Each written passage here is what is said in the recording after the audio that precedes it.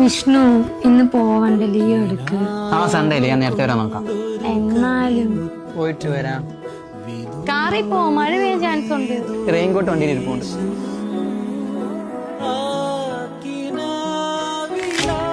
വേറെ എന്തെങ്കിലും വേണോ? ഇല്ല, വേറൊന്നും വേണ്ട. പിന്നെ വൈകുന്നേരം പുറത്തോട്ട് ഉണ്ട്.